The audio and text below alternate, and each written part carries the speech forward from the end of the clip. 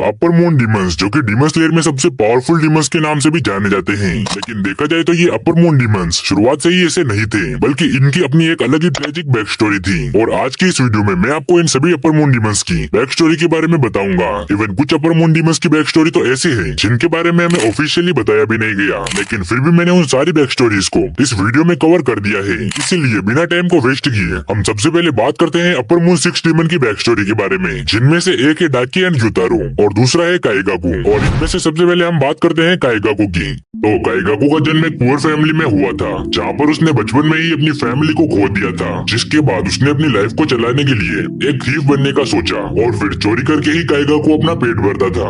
और काइगाकू की लाइफ तब बदली जब उसे क्योमेई ने अपने टेम्पल में रहने के लिए सहारा दिया और वो लोग अपनी लाइफ को शांति से जी रहे होते हैं। लेकिन एक दिन काइगाकू एक छोटी सी गलती कर देता है। वो रात होने से पहले टेम्पल में नहीं पहुंच पाता, जिस वजह से उसके पीछे एक डीमन आ जाता है। और यहाँ से हमें काइगाकू की असलियत पता चलती है कि उसने अपनी जान को बचाने के लिए उसने उस डीमन को ये बता दिया कि इस टेम्पल में काफी सारे लोग रहते हैं और वहाँ जाकर तुम उन्हें खा सकते हो। और ऐसे ही काइगाकू ने अपनी जान को बचाने के लिए बाकी लोगों की जान दांव पर लगा दी। और उसके बाद काइगाकू वहाँ से भाग जाता है और इसके बाद फॉर्मर थंडर आशिरा चिगोरो उसे अडॉप्ट कर लेते हैं और साथ ही में ज़ेनेत्सु को भी। और चिगोरो इन्हें ट्रेनिंग देता है, साथ ही साथ इन्हें थंडर ब्रीथिंग के बारे में भी सिखाता है। और चिगोरो इन दोनों को अपना सक्सेसर बनाना चाहता था, लेकिन काइगाकू को ऐसा लगता था कि चिगोरो बस ज़ेनेत्सु को अपना सक्सेसर बनाना चाहता है। और जिसके बाद से काइगाकू ज़ेनेत्सु को काफी ज्यादा नीचा दिखाता था, साथ ही वो उससे नफरत भी करता था। इवन ज़ेनेत्सु को थंडर ब्रीथिंग का केवल फर्स्ट फॉर्म में आता था, जबकि काइगाकू को बाकी सारे फॉर्म्स आते थे केवल थंडर ब्रीथिंग के फर्स्ट फॉर्म को छोड़कर। जिस वजह से काइगाकू ज़ेनेत्सु को नौसिखिया भी समझता था, जिस वजह से वो ज़ेनेत्सु से ठीक से भी बात नहीं करता था। और फिर एक दिन काइगाकू रात में एक जंगल से गुजर रहा होता है, लेकिन यहाँ पर वो मिलता है अपर मून 1 कोकुशिबू से। और यहाँ पर वो कोकुशिबू के सामने अपने स्वॉर्ड को रखकर सरेंडर कर देता है। और काइगाकू यहाँ पर ये सोचता है कि भले ही वो पहले गटर का पानी पीता था, वो काफी ज्यादा चोरी करता था, लेकिन अब ऐसा नहीं है। और काइगाकू यहाँ पर ये सोचता है कि अब वो बहुत ही पावरफुल बनेगा और सबको बताएगा कि वो किस तरह से जिया,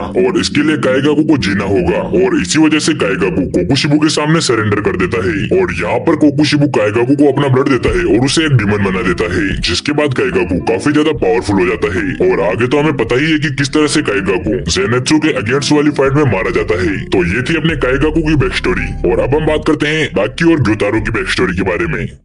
तो यहाँ पर हमें पता चलता है कि ग्योतारो एक काफी ज्यादा गरीब परिवार में पैदा हुआ था, साथ ही वो काफी बुरा दिखता था और उसके आस पड़ोस के लोग उसे नाली का कीड़ा कहकर बुलाते थे। ग्योतारो की माँ भी उसे कई बार मारने की कोशिश करती थी, लेकिन वो हर बार बच जाता था। यहाँ तक कि ग्योतारो को खाने के लिए भी कुछ नहीं दिया जाता था, वो कीड़े मकोड़ों को खाकर अपना गुजारा करता था। पर ऐसी सिचुएशन उसकी तब तक ही रहती है जब उसकी बहन का जन्म होता है, और उसकी बहन का नाम होता है उमे।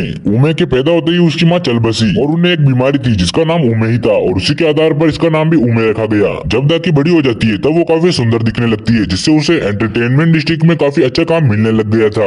और यहाँ पर ग्योतारो पैसा वसूली का काम करता था, यानी कि डाकी के जो क्लाइंट होते थे वो उनसे पैसा वसूलता था, क्योंकि यहाँ पर ग्योतारो लड़ाई में काफी अच्छा था। एक दिन डाकी का उसके क्लाइंट के साथ झगड़ा हो जाता है, जिसकी वजह से डाकी अपने क्लाइंट की आंख फोड़ देती है। और उसका जो क्लाइंट था वो एक सामुराई था, जिस वजह से वो सामुराई काफी ज्यादा गुस्सा हो जाता है, जिस वजह से वो डाकी को जिंदा ही जला देता है। और जब ग्योतारो को ये बात पता चलती है तब वो बहुत ही ज्यादा गुस्सा हो जाता है और फिर वो अपनी बहन को वहाँ से बचाने की कोशिश करता है। लेकिन उससे पहले वो उस समुराई और उसके साथ में जो औरत थी उन दोनों को मार डालता है। और फिर वो डाकी की बॉडी को लेकर इधर उधर भटकने लगता है। और काफी टाइम तक भटकने के बाद इन लोगों को मिलता है अपर मून 2 डोमा। वेल मैं आपको बता दूं कि जब ग्योतारो डोमा से मिला था तब उसकी रैंक अपर मून 6 थी और फिलहाल उसकी रैंक अपर मून 2 है। तो यहाँ पर डोमा ग्योतारो को ऑफर देता है डीमन बनने का, और फिर ग्योतारो भी इस ऑफर को एक्सेप्ट कर लेता है और डाकी को भी एक डीमन बना देता है। और आगे तो हम सबको पता ही है। तो अब हम बात करते हैं अपर मून 5 की, जो कि है हैंतेंगू। वेल देखा जाए तो डीमन बनने से पहले भी हैंतेंगू एक बहुत ही बुरा इंसान था। इवन अगर वो कोई भी बुरा काम करता था तब वो अपनी जगह पर किसी और को फंसा देता था और खुद बच जाता था। इवन हैंतेंगू अपनी ह्यूमन फॉर्म में इतना ज्यादा संकी था क्योंकि जब भी वो किसी गाँव में जाता और वहाँ पर शादी करता था तब कुछ समय बाद ही वो अपनी वाइफ को मार देता था और फिर वो उस गाँव को छोड़कर दूसरे गाँव में चला जाता था। और यही चीज हैंतेंगू कई सारे गाँवों में कर चुका था। और किसी को भी मारने के बाद हैंतेंगू का कहना यह था कि उसने किसी को भी नहीं मारा, बल्कि ये तो उसके मन ने किया है। और फिर ऐसे ही हेंतेंगू किसी गांव में एक औरत को मारते हुए पकड़ा जाता है और फिर हेंतेंगू को उस गांव के मुखिया के सामने पेश किया जाता है। और यहाँ पर हेंतेंगू उस गांव के मुखिया को भी यही कहता है कि वो किसी को भी मारना नहीं चाहता था, बल्कि उसका अंदर का मन उससे ये सब काम करवा रहा था। और हेंतेंगू की ये सब बातें सुनने के बाद उस गाँव का मुखिया सोचता है कि हेंतेंगू पागल हो चुका है, जिस वजह से उसको जेल में डाल दिया जाता है। और फिर कुछ समय बाद वहाँ पर मुजान किबुत्सुजी आता है, जो कि हेंतेंगू से पूछता है कि क्या तुम एक डीमन बनना चाहोगे, बिकॉज अगर तुम एक डीमन बनोगे तो तुम इस जेल से तो बाहर निकल ही पाओगे, लेकिन साथ ही तुम बहुत ही पावरफुल बन जाओगे। और यहाँ पर हेंतेंगू के पास और कोई रास्ता भी नहीं था, क्योंकि उसे तो इस जेल से बाहर वैसे भी निकलना ही था। इसीलिए वो मुजान के दिए हुए ऑफर को एक्सेप्ट कर लेता है। और फिर हेंतेंगू जैसे ही एक डीमन बनता है, वो सबसे पहले उस आदमी के पास जाता है जिसकी वजह से उसे जेल में रहना पड़ा था। और यहाँ पर हेंतेंगू उस आदमी के पास जाकर उसे मार देता है। और फिर डीमन बनने के बाद हेंतेंगू ऐसे ही कई लोगों को मारता रहता है। और फिर 200 सालों के अंदर हेंतेंगू अपनी एक ब्लड डीमन आर्ट को बनाता है, जो कि हेंतेंगू के इमोशन से बनी हुई होती है। तो ये थी अपनी अपर मून 5 हेंतेंगू की बैक स्टोरी। वेल देखा जाए तो ये बैक स्टोरी मुझे ज्यादा कुछ खास नहीं लगी, इसीलिए अब हम बढ़ते हैं सीधा अपर मून 4 वाली बैक स्टोरी की तरफ। और अपर मून 4 पर भी 2 डीमंस की बैक स्टोरी आती है, जिनमें से एक है ग्योको और दूसरी है नाकिमे। और इन दोनों में से सबसे पहले हम बात करते हैं ग्योको की बैक स्टोरी के बारे में। तो ग्योको जब इंसान था तब वो एक मछुआरा था जिसका नाम था मनागी। और मनागी का बिहेवियर बचपन से ही काफी ज्यादा अजीब था, साथ ही उसकी बॉडी का जो स्ट्रक्चर था वो भी काफी ज्यादा अजीब था। मनागी को मरी हुई मछलियाँ और इंसानों की बॉडी को कलेक्ट करना काफी ज्यादा अच्छा लगता था। इवन मनागी जहाँ पर रहता था वहाँ के सारे लोग फिशरमैन थे। और मनागी के जो पेरेंट्स थे वो किसी कारण से पानी में डूब के मर गए थे। और उनकी लाश को देखकर मनागी काफी ज्यादा खुश हुआ था, जिस वजह से मनागी के गाँव वालों को पता चल गया था कि इस बंदे को लाश देखकर अलग ही लेवल की खुशी होती है। और साथ ही मनागी ने काफी सारी डेड फिशेस को भी कलेक्ट कर रखा था। और जैसे ही मनागी के गाँव वालों को इन सारी चीजों के बारे में पता चल जाता है, तब वो लोग मनागी को काफी ज्यादा नफरत करने लगते हैं। लेकिन मनागी अपनी जिंदगी को काफी अच्छे से जी रहा होता है। लेकिन एक दिन एक लड़का आकर मनागी को थोड़ा परेशान कर देता है, जिस वजह से मनागी काफी ज्यादा गुस्सा हो जाता है और वो उस लड़के को काफी बुरी तरीके से मार देता है।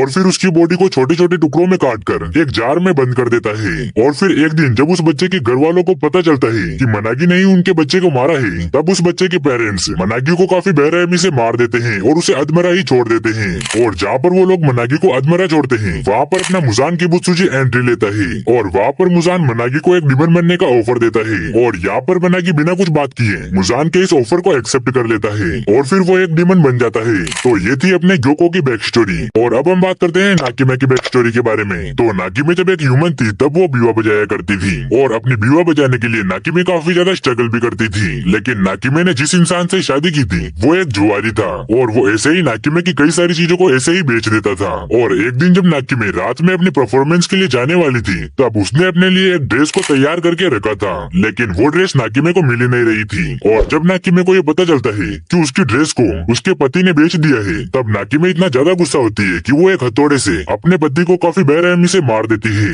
और फिर वो अपनी एक पुरानी ड्रेस को पहनकर ही अपने परफॉर्मेंस के लिए चली जाती है। और नाकिमे की ये परफॉर्मेंस उसकी सारी ऑडियंस को काफी ज्यादा अच्छी लगती है, जिस वजह से नाकिमे को ऐसा लगने लगा था कि अगर वो अपने परफॉर्मेंस से पहले किसी को मार देगी तो उसकी परफॉर्मेंस काफी अच्छी जाएगी। और फिर आगे नाकिमे ऐसा ही करती है, वो अपने हर एक परफॉर्मेंस से पहले किसी न किसी को मार देती थी। और एक दिन ऐसा आता है जब नाकिमे को अपने परफॉर्मेंस से पहले कोई भी इंसान नहीं मिल रहा होता है, जिस वजह से वो काफी ज्यादा टेंशन में आ जाती है। लेकिन तभी वो मिलती है मुजान किबुत्सुजी से और वो मुजान को मारने की कोशिश करती है, लेकिन यहाँ पर नाकिमे ऐसा नहीं कर पाती और फिर मुजान उसे एक डीमन बना देता है। और फिर आगे तो हमें पता ही है कि नाकिमे किस तरह से मुजान के लिए काम करती है इन्फिनिटी कैस्टल को कंट्रोल करके। तो यहाँ पर खत्म होती है अपने अपर मून 4 डीमंस की बैक स्टोरी।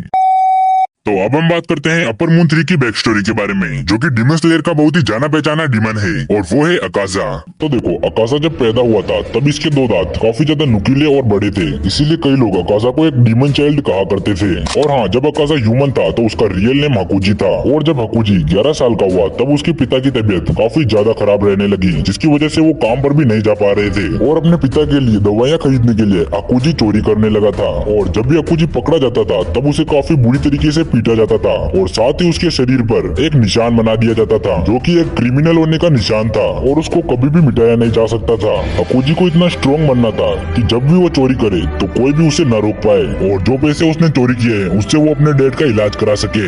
लिटरली अकाजा को बस अपने डैड को जिंदा रखना था। उसके लिए अकाजा किसी भी हद तक जा सकता था। और जब अकाजा तीसरी बार चोरी करते वक्त पकड़ा गया तब उसे ये कहा गया कि अगर तुम अब चोरी करते वक्त पकड़े गए तो तुम्हारे दोनों हाथ काट दिए जाएंगे। लेकिन अकाजा ने इसका जवाब हंसते हुए कहा कि अगर तुम मेरे हाथ काट दोगे तो मैं अपने पैरों से चोरी करूंगा। और जब अकाजा अपनी पिटाई के बाद घर जा रहा था तब रास्ते में एक आदमी ने उसे कहा कि उसके पिताजी ने सुसाइड कर लिया है और साथ ही एक नोट लिखा है और उस नोट में ये लिखा था कि मैं नहीं चाहता कि तुम मेरी वजह से कोई क्रिमिनल बनो और ना ही मैं चोरी के पैसों पर जिंदा रहना चाहता हूँ। और हकुजी के पिता के जाने के बाद हकुजी पूरी तरीके से टूट चुका था। उसके पास जीने की कोई वजह ही नहीं बची थी। अपने पिता को खो देने के बाद हकुजी काफी ज्यादा गुस्से में रहता था, यहाँ तक कि वो जिस गांव में रहता था उसी गांव के लोगों से बेवजह लड़ने लगा। एक दिन अकाजा ने 7 लोगों को लगभग जान से मार ही दिया था। लेकिन तभी वहाँ पर एक केजो नाम का मार्शल आर्टिस्ट आ जाता है और उन लोगों को हकुजी से बचा लेता है। और वो हकुजी से कहता है बिना किसी वेपन के तुम इतनी कम उम्र में इतने बड़े लोगों को कैसे मार सकते हो। केजो अकाजा को ये ऑफर करता है कि वो उसके डोजो में शामिल हो जाए जो कि वो अपने घर पर चलाता है।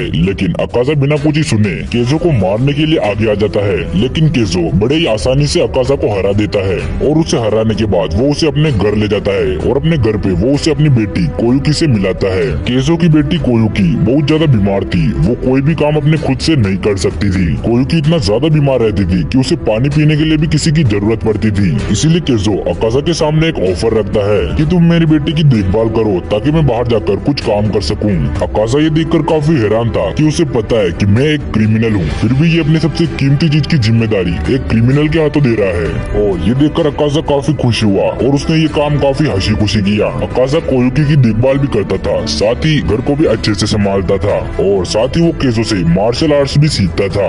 अकाजा की लाइफ अब काफी अच्छी हो चुकी थी और अब उसे जीने की एक वजह भी मिल चुकी थी। एक दिन केजो एक बुजुर्ग आदमी की जान बचाता है लुटेरों से और वो बुजुर्ग आदमी केजो से काफी ज्यादा खुश होके उसे अपना डोजो स्कूल दे देता है। उस बुजुर्ग आदमी के अपने कोई बेटे नहीं थे, लेकिन हाँ कुछ लोग थे जिनकी नजर उस बुजुर्ग आदमी की डोजो की स्कूल पर थी। और जैसे ही वो केजो को मिला वो लोग केजो से जलने लगे। वो लोग किसी भी तरीके से उस डोजो स्कूल को केजो से हथियाना चाहते थे। अब अकाजा 18 साल का हो चुका था और कोयुकी 16 साल की हो चुकी थी और अब कोयुकी खुद से चल फिर सकती थी और उसकी तबीयत पहले से काफी ज्यादा अच्छी हो चुकी थी। एक दिन केजो अकाजा को बुलाकर कहता है कि तुम मेरी बेटी और इस डोजो स्कूल की जिम्मेदारी रख लो, मतलब कि मेरी बेटी से शादी कर लो। ये सुनकर अकाजा काफी ज्यादा खुश होता है क्योंकि अकाजा को लगा था कि उसके हाथ पर जो क्रिमिनल के निशान है उसे देखकर कोई भी उसे अपना नहीं समझेगा। लेकिन इन दोनों ने अकाजा को अपना समझा और उसे काफी ज्यादा खुश रखा, साथ ही उसे एक नई लाइफ दी। और ये देखकर अकाजा बहुत ही ज्यादा खुश था और इस खुशखबरी को देने के लिए वो अपने पिता की कब्र के पास जाता है और वो अपने पिता की कब्र से कहता है कि वो अब शादी कर रहा है और अपनी एक नई लाइफ स्टार्ट कर रहा है। और जब अकाजा वापस आता है तब रास्ते में उसे एक आदमी कहता है कि तुम्हारे जो राइवल्स थे उन्होंने तुम्हारे घर के कुएं में जहर मिला दिया था और उस पानी को पीकर केजो और कोयुकी दोनों ही मर चुके हैं। अकाजा बहुत ही ज्यादा गुस्से में था, उसे कुछ भी समझ नहीं आ रहा था कि अब वो क्या करेगा क्योंकि एक बार फिर से उसकी लाइफ पूरी तरीके से ब्रोकन हो चुकी थी। अब अकाजा को बस उनसे अपना बदला लेना था, इसीलिए अकाजा उनके डोजो में जाता है और उन सभी सड़सठ मार्शल आर्ट्सों को सिर्फ अपने हाथों से खत्म कर देता है। ये किस्सा इतना खतरनाक था कि किसी को लगा ही नहीं था कि ये काम किसी इंसान ने किया है। अब अकाजा की लाइफ फिर से पहले जैसी हो चुकी थी। अकाजा ने कोयुकी से प्रॉमिस किया था कि वो इतना स्ट्रॉन्ग बनेगा कि वो हर सिचुएशन में कोयुकी की हेल्प करेगा, लेकिन अकाजा अपने प्रॉमिस को नहीं निभा पाया। खून से लथपथ और निराश अकाजा सड़क से होते हुए जा रहा था और उस टाइम तक गांव में ये खबर फैल चुकी थी कि यहाँ पर एक डीमन है जिसने 67 लोगों को अपने हाथों से मार डाला। और अब मुजान उस डीमन से मिलने आया था, लेकिन उसे पता चलता है कि ये तो एक 18 साल का बच्चा है। मुजान अकाजा की तरफ थोड़ा आगे बढ़ता है, लेकिन अकाजा मुजान को मारने के लिए गुस्से में उसकी तरफ आगे आता है, पर मुजान अपना हाथ उसके सिर में घुसाकर उसे मार डालता है और उसके अंदर अपना डीमन ब्लड डाल देता है और उसे कहता है कि अगर तुम मेरे ब्लड को सहन कर पाए तो तुम एक काफी पावरफुल डीमन बन पाओगे। और इसी तरीके से वो हीरो जिसने अपनी लाइफ को पूरी तरीके से खो दिया था वो बनता है एक डीमन। मुजान अकाजा की सारी पुरानी मेमोरीज को मिटा देता है। अब अकाजा सिर्फ मुजान के लिए काम करेगा, अब उसे अपने अतीत से कोई लेना देना नहीं है। तो ये थी अपने अकासा की ट्रेजिक बैक स्टोरी। और अब हम बात करते हैं अपर मून 2 यानी कि डोमा की बैक स्टोरी के बारे में। तो डोमा जब पैदा हुआ था तब उसकी आंखें रेनबो जैसी थी और डोमा की ऐसी आंखों को देखकर उसके पेरेंट्स को ऐसा लगता था कि डोमा गॉड का ही अवतार है, जिस वजह से डोमा के पेरेंट्स ने डोमा को पैराडाइज कर्ट का लीडर बना दिया। और देखा जाए तो इनोस्के की मॉम की डेथ के पीछे भी डोमा का ही हाथ था, क्योंकि इनोस्के की मॉम भी इस पैराडाइज कर्ट से जुड़ी हुई थी। वेल देखा जाए तो डोमा के इस कर्ट में काफी सारे लोग थे और वो डोमा की पूजा किया करते थे। और एक दिन जब डोमा की मदर को पता चलता है कि डोमा के फादर इस पैराडाइज कर्ट में आए लोगों के साथ अच्छे से बर्ताव नहीं करते हैं, तब डोमा की मदर अपने ही पति को मार देती है और फिर खुद भी मर जाती है। लेकिन इन सारी चीजों को देखने के बाद भी डोमा को ये अफसोस नहीं था कि उसके पेरेंट्स मरे हुए हैं, बल्कि उसे इस बात का अफसोस था कि मरते मरते भी उसके पेरेंट्स उसके रूम को गंदा करके चले गए। मतलब कि देखा जाए तो डोमा बचपन से ही फीलिंगलेस था, इसके अंदर इंसानों की जैसी फीलिंग्स ही नहीं थी। और डोमा 20 साल तक अपने पैराडाइज कर्ट को कंटिन्यू करता है और 20 साल का होने के बाद ये मुजान से मिलता है और मुजान इसे एक डीमन बना देता है। और डीमन बनने के बाद मुजान फीमेल्स को काफी ज्यादा खाया करता था, क्योंकि डोमा के हिसाब से उनमें काफी ज्यादा न्यूट्रिशन होता है। और देखा जाए तो डोमा वही डीमन था जिसने दाकी और ब्यूतारो को भी डीमन बनाया था। साथ ही डोमा ने ही इनोस्के की माँ को मारकर खाया था और इसी तरह से डोमा ने अपने डीमन लाइफ को कंटिन्यू किया था। और फिर आगे तो हमें पता ही है कि डोमा किस तरह से मारा गया है। तो यहीं पर खत्म होती है अपने अपर मून 2 डोमा की बैक स्टोरी। और अब हम पहुंच चुके हैं अपर मून 1 की बैक स्टोरी की तरफ। तो चलो अब हम बात करते हैं अपर मून 1 यानी कि कोकोशिबू की बैक स्टोरी के बारे में। तो ये स्टोरी शुरू होती है आज से 500 साल पहले, जिस टाइम पर डीमन स्लेयर का गोल्डन पीरियड चल रहा था, जिसे सेंगोकू एरा के नाम से भी जाना जाता था। और उस टाइम पर सुगिकुनी परिवार में 2 ट्विंस का जन्म होता है, जिसमें से एक था कोकोशिबू और दूसरा था योरिची। और उस टाइम पर योरिची के सर पर जन्म से ही एक डीमन स्लेयर मार्क था। और जिस सेंचुरी में कोकोशिबू और योरिची का जन्म हुआ था, उस टाइम पर ट्विंस का पैदा होना काफी ज्यादा अशुभ माना जाता था। और जब ये बात कोकोशिबू और योरिची के फादर को पता चलती है, तब वो अपने छोटे बेटे योरिची को मारने की कोशिश करते हैं। और उन्होंने ऐसा इसीलिए किया था क्योंकि उस टाइम पर योरिची के सर पर जन्म से ही एक मार्क था और उस टाइम के लोगों का ये मानना था कि ऐसे बच्चे श्रापित होते हैं। और इसी रीजन की वजह से योरिची के फादर ने उसे मारने की कोशिश की थी। लेकिन जब ये बात योरिची की मदर को पता चलती है, तब वो अपने पति से लड़ने लग जाती है। और इस लड़ाई का नतीजा ये निकलता है कि जब तक योरिची 10 साल का नहीं हो जाता, तब तक वो हमारे साथ रहेगा और 10 साल बाद उसे एक टेम्पल में रहने के लिए भेज दिया जाएगा। लेकिन यहाँ पर योरिची के फादर ने एक और फैसला किया था कि योरिची और कोकोशिबू कभी भी एक साथ नहीं रहेंगे और इन दोनों का ध्यान बिल्कुल ही अलग तरीके से रखा जाएगा। और आगे ऐसा ही होता है, योरिची को रहने के लिए बस एक छोटा सा रूम दिया जाता है। वहीं कोकोशिबू के पास वो सारी फैसिलिटीज थी जो कि एक नॉर्मल लड़के के पास होती है। और जब भी योरिची अपने कमरे से बाहर निकलता था, तब वो अपने माँ के पास चला जाता था और अपनी माँ के पास चिपक के ही उनके साथ चलता था, जिसे देखकर कोकोशिबू को योरिची के ऊपर तरस आने लगता था। कोकोशिबू को ऐसा लगता था कि योरिची एक नादान बच्चा है। और एक दिन जब योरिची और कोकोशिबू के फादर कहीं बाहर गए होते हैं, तब कोकोशिबू चुपके से योरिची के कमरे में आकर उसे एक फ्लूट गिफ्ट करता है। लेकिन यहाँ पर हम लोग देखते हैं कि योरिची का इस चीज पर कोई भी रिएक्शन नहीं होता है, जिस वजह से यहाँ पर कोकोशिबू को ऐसा लगने लगा था कि योरिची एक ऐसा बच्चा है जो कि बोल नहीं सकता। और उसे ये भी लगता था कि योरिची के अंदर कोई भी फीलिंग्स नहीं है, लेकिन असल में ऐसा कुछ भी नहीं था। फिर एक दिन ऐसा आता है जब ये दोनों भाई 7 साल के हो जाते हैं और उस टाइम पर कोकोशिबू अपने स्वॉर्ड को लेकर गार्डन में ट्रेनिंग कर रहा होता है। और तभी वहाँ पर योरिची आता है और वो कोकोशिबू से कहता है, भाई क्या तुम एक स्ट्रॉन्गेस्ट स्वॉर्ड्समैन बनना चाहते हो? और जब ये बात कोकोशिबू सुनता है, तब वो काफी ज्यादा हैरान हो जाता है। और इस टाइम पर कोकोशिबू के हाथ से उसकी स्वॉर्ड ही छूट जाती है, क्योंकि कोकोशिबू ने अपनी लाइफ में पहली बार योरिची को बोलते हुए देखा है। क्योंकि कोकोशिबू को तो हमेशा से यही लगता था कि योरिची नहीं बोल सकता, लेकिन आज पहली बार कोकोशिबू ने योरिची को बोलते हुए देखा है।